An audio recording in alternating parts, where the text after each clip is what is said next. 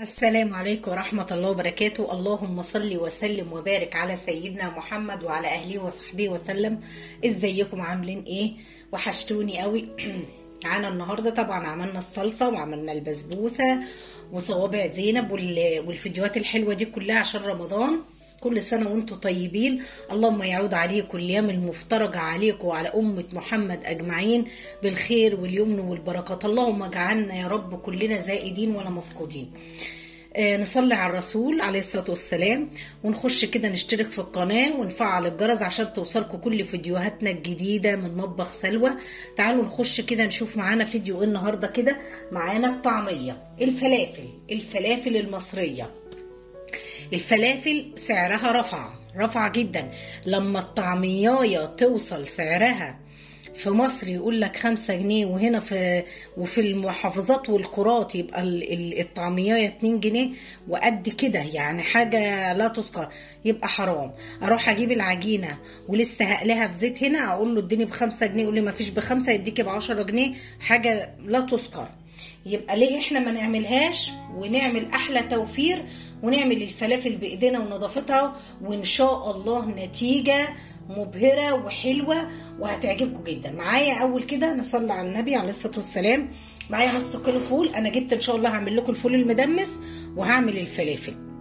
جبت ده نص كيلو فول اللي هو ايه، اللي هو ده هتقولوا له فول مقشر، يعني اللي هو زي ده. انا خدت منه شويه كده عندهم عشان الفول المدمس، وده نقعته ليله كامله. يعني انا نقعته ليله كامله بميه كده، غسلته حلو قوي وقمت حاطه له ميه وسايباه نقعان وصفيته زي ما انتم شايفين كده عشان اي ميه تنزل منه. تمام. معانا هنا ربطه كزبره وكرات. الكرات تحت طبعا انا عامله الكرات تحت هنا اهوت، بس مش باين لان طبعا لازم الكرات. بصراحه هي ممكن تمشيها بالخضره، بس هي فلافل وعشان تبقى زي المطعم بالظبط يبقى لازم ربطه كرات، والكرات موجود يعني بقى يبقى موجود برده مع بتوع الخضار. معايا بصلايه صغننه جدا، لان انا لو كترت في البصل الطعميه هتفك مني وهتحب. يعني ده نص كيلو بصلايه صغيره، ومعايا كده ايه يجي 6 فصوص توم مثلا صغيرين. ادي كل اللي معايا نص كوبايه ميه، مفيش غير كده. التوابل مش هنحطها دلوقتي، التوابل هقول لكم هنحطها امتى. اول حاجه كده مبدئيا هنيجي، انا عندي كبه وممكن تنفع في الخلاط عشان يعني، وممكن تنفع في كبه الخلاط زي ما انتوا عايزين. هدلق طبعا ادي اهو الحاجه دي عايزينها كلها كده على بعضها اهي. تمام. هاخد مثلا التوم اهو، اجيب السكينه كانت معايا دلوقتي.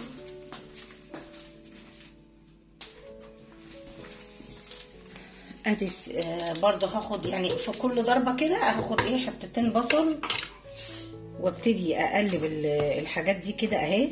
هاخد شويه بشويه كده، هي كلها كده هتنضرب في قلب بعضها يعني ايه اهو. وهبتدي اضربها حلو، وكل شويه ايه يعني هرجع معاكم تاني اضربها بس عشان الصوت وارجع اوريكم هنعمل. ورجعت معاكم تاني. طبعا الميه معايا خدت منها شويه بشويه، وكل شويه بالمعلقه بتاعتي كده وانزل. هنعمل ايه بقى تاني خطوه اللي هي ايه بقى؟ تاني خطوه دي ولازم منها. في ناس كتير ممكن يقولوا ايه كفايه كده ويقوموا ده، لا طبعا غلط، لان الميه اللي احنا حطيناها دي لازم نطلعها. يعني النص كوبايه اللي انا حطيتها ديت انا لازم ارجعها تاني في الاخر نص كوبايه زي ما هي. ليه؟ لان الطعميه دي بالذات لو حطيت لها ميه بتفك منك، بتيجي تقول الميه الطعميه فكت مني، ما عشان الميه. وبرده ما بنكترلهاش الخضره، لان لو كترت لها الخضره برده الخضره هتسمرها وهتبصوا تلاقوها عملت. طبعا انا هضربها تاني، انا مش هستكفي كده.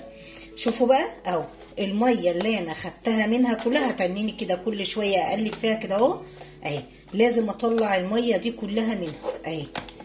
كل الميه اللي انا خدتها منها انا هطلعها منها تاني زي ما انتوا شايفين كده اهو. تمام اهي وتنيني اقلب كده. المهم هنيجي ايه نضرب تاني الشويه دول. طبعا انا مش عايزه اطول عليكم الفيديو. صليتوا على النبي قولوا عليه الصلاه والسلام. كل ما احنا نبقى قاعدين كده يا جماعه صلوا على النبي. الصلاه على النبي ديت يعني قد ايه جميله، قد ايه يعني بتجلب رزق. بتبقى لو في موضوع انتوا ماشيين فيه وما بيتمش وبتصلي على النبي ربنا بيسرها من عنده. فدايما صلوا على النبي عليه افضل الصلاه والسلام واستغفروا. فنقول كده مع بعض وهنرجع تاني. هندلق ايه شويه ميه صغننين خالص، انا هوريكم نص كوبايه اللي انا ابتديت بيها هطلعها تاني منها طبعا عشان بس الصوت. يعني هكمل هعمل اللي انا عملته كده، وكل شويه ايدي في دي كده بالمعلقه انزل الميه منها لان هنضربها تاني ونرجع تاني مع بعض. ورجعت لكم تاني زي ما انتوا شايفين. ادي كوبايه الميه اللي انا بدات بيها طلعتها تاني زي ما انتوا شايفين كده اهي. في ناس هتكتفي بكده وهتعملها وتبقى زي الفل، مش هتبقى وحشه يعني، هي برضو ماشي. في ناس كتير ممكن تقلي على كده وخلاص على كده وتبقى زي الفل. بس انا مش هحط كربونات ولا بيكنج باودر. انا عايزه الطعميه الهشه المنفوخه ديت ويبقى لونها يعني ايه عامل فوم كده زي بالظبط اللي بيبقوا عاملينها في الحجر في قلب المطعم. ايه الخطوه بقى التانية؟ الخطوه دي اختياريه بس يعني بصراحه لو عملتوها تبقى حلوه جدا جدا جدا. هقول لكم اهوت بس اشيل الحاجه دي كده. شوفوا بقى احنا ممكن طبعا المضرب الكهربائي، هو لازم المضرب الكهربائي يعني تضربيها بالمضرب الكهربائي هتديكي نفس الفوم بالظبط ونفس نتيجة المطعم بالظبط.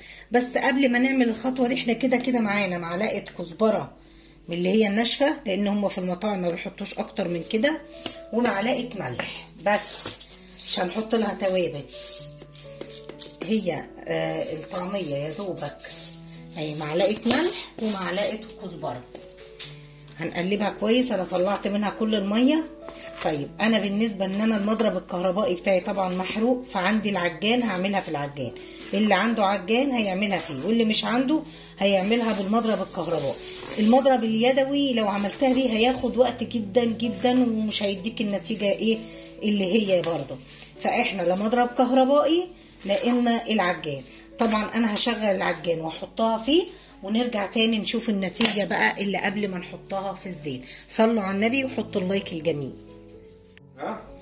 ورجعت لكم تاني. شايفين بسم الله ما شاء الله، شايفين النص كيلو. هي دي بقى بتاعت المطاعم بالظبط، هي دي بتبقى المنفوخة اللي عاملة زي الكريم شانتيه. شايفين ما شاء الله. هنبتدي بقى ايه عايزين نعملها يعني. هنعبي شوية في العلب وشوية في الأكياس يا دوبك تبقى على قد الايه السحور الفطار يعني، واحدة بوحدتها كده اهي،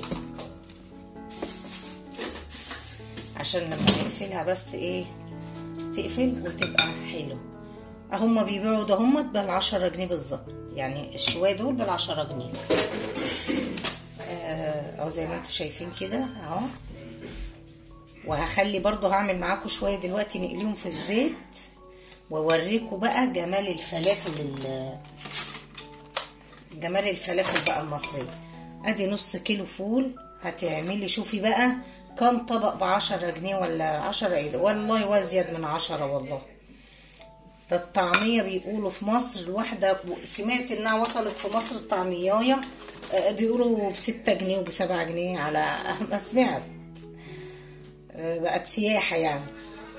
لا احنا هوت عملناها هوت، مخدتش وقت والله ولا حاجة خالص اهو. طبعا تلاقوا بتقولوا ايه الهدوء ده، فين مصطفى وياسين؟ انا بقى احنا بالليل دلوقتي، عملت الفول وقلت ايه اصور بالليل عشان مصطفى اهو. شوفوا ما شاء الله ما شاء الله رمالي كميه قد ايه. ودي بقى حلاوتها بتبقى مقفوله محكمه. بقوم مطلعه العلبه، اول ما بتطلعيها بضربها شويه بالمضرب الكهربائي او بمضرب يدوي. عشان ايه؟ لان هي ما ينفعش نحط بيكنج باودر، ما ينفعش نحط بيكنج باودر خالص فيها وهي ايه ونحطها في التلاجة. انا هخلي دول بقى هم نعملهم مع بعض كده على البوتاجاز، ونخلي دول كده اهمت عشان ايه نقفلهم ونشوف هنعمل ايه. يلا تعالى ما كده مع بعض كده نخش على البوتاجاز. صلوا على النبي عليه الصلاة والسلام، ويلا نشوف الفلافل الجميلة دي بقى. يلا تعالوا احنا دخلنا على البوتاجاز اهو. معانا الطاسة، معانا طبق المية، معايا مثلا اهيت السمسم، عايزة مثلا سمسم، عايزة كزبر زي ما بتبقى فين في المحل. انا هحطه والايه، هحطها والزيت لسه ما قدحش، لان لو حطيناها والزيت قادح هتعمل ايه بقى؟ هتبقى مش مستويه كده ومعجنه اهيت كده اهو. لازم نغسل ايدينا كده اهو كل شويه، كل بين المره والمره اهي اهي. قد ايه هشه كده وجميله جميله جميله. انا بقى مثلا بروح ساعات الصبح ده عشان ايه؟ ساعات ابني بيقول لي انا عايز اخد معايا سندوتشات فول وطعميه، مش عايز يعني ساعات ما بيبقاش عايز جبنه، مش عايز بيض، اروح اجيب الاقيه يقول لي ما فيش ب5، في ب10 جنيه. ليه يا عم؟ يعني كنا الاول بنقول 2 جنيه و3 جنيه، دلوقتي كمان ما فيش ب5. فلا طبعا انا بصراحه قلت لا، لازم بقى انا ايه اعملها انا بقى في البيت كده وكميه حلوه وهتشوفوا الجمال والحلاوه بقى. شوفوا الفلافل المصريه كده والجمال والطعام. بس انا مش عايزه اطول، يعني مش عايزه احط كتير، هحط واحده بس كمان وخلاص في الحته دي. وهتنيني اقلب فيها، ايدي تبقى فيها اهي، ايدي هتبقى فيها عشان ايه يعني. اغسل بس ايدي الاول كده، استنى شويه وبعدين اعلي النار، يعني هستنى شويه كده وبعدين هقوم ايه نعلي النار شويه. زي انا بقف اشوف الراجل كده في المطعم بيعمل ايه، هو بيقليها، ساعات بقف جنب منه كده واشوفه ايه بيقعد بقى يجيب زيت ويحط عليها كده. انا بشوفه بيعمل كده. انا بحب اشوف كل حاجه، واحب لما ابقى واقفه في اي حته ابقى بص اشوف ايه في تكات كده بتبقى ناقصه الواحد، فالواحد بيحاول ايه يكملها. شوفوا بسم الله ما شاء الله، لا حطيت بيكنج باودر ولا حطيت بيكنج صودا ولا اي حاجه، وما شاء الله الطعميه عماله تنفش كده. ليه بقى؟ عشان احنا ضربناها حلو قوي بالعجان. وبرده نفس النتيجه السنه اللي فاتت انا عاملاها بالمضرب الكهربائي وكانت نفس النتيجه، جميله جميله جميله. والسنه اللي فاتت كانت جميله قوي. كنت اجي في السحور والله اطلع العلبه او الكيس من بعد الفطار يفك على السحور واجي اعمله. كانت يعني ولادي ما كانوش والله بياكلوها، قالوا لي تحفه يا ماما، لو هتعملها على ايدك هناكلها. فبصوا بقى طبعا كل شويه نقعد نقلب فيها كده اهي. انا بس ايه مش عايزه اطول عليكم الفيديو، اعملها كده وايه وارجع اوريكم النتيجه كده في الاخر عشان الفيديو بس ما يطولش عليكم. يلا حبايبي حطوا اللايك، اللي وصل معانا لغايه دلوقتي حط اللايك الجميل بتاعه والكومنت الحلو وتصلوا على النبي عليه الصلاه والسلام. عايزين بس يعني الكومنتات، يعني اللايك كده والكومنت بيرفع القناه. فبالله عليكم والله العظيم يعني شوفوا عندي برد جدا، صوتي حتى متغير، وواقفه بالليل بعملها عشان اوصل لكم والله قبل رمضان الحق انزل كل الحاجات دي، بحيث اللي كسلانه تتشجع وتعمل لما تشوف النتيجه. فيلا ونرجع تاني مع بعض.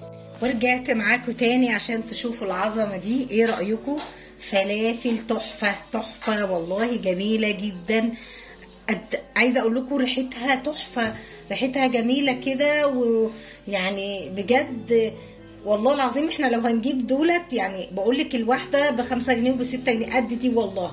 وهنا في بلدنا هنا في المنوفيه يعني الواحده دي ب2 جنيه على طول. شوفي بقى دول عملنا ايه وبسم الله ما شاء الله. دول يعني نص كيلو فول هتجيبيه كل ما يخلص تعمليه في السحور في الفطار في رمضان وفي ايام غير رمضان، وتعملي الحاجه كده بنظافه. وقد ايه والله ريحتها جميله جدا، هتعجب ولادك. لو ما بياكلوش الطعميه هياكلوها الطعميه اللي بتيجي من بره بتبقى طريه وشاربه زيت ومش حلوه، دي جميله جميله والله العظيم. مش عايزه اقول لكم قد ايه، انا مش عايزه بس اسم عشان لسه هصورها عشان الصوره بتاعت طبعا الفيديو. اقول لكم كده يا جماعه، ما نستاهلش اللايك الحلو بتاعكم كده والكومنت الجميل. يلا خشوا بقى اشتركوا وفعلوا الجرس في مطبخ سلوى عشان توصلكم كل فيديوهاتنا الجديده. وهقول لكم كده ايه، السلام عليكم ورحمه الله وبركاته.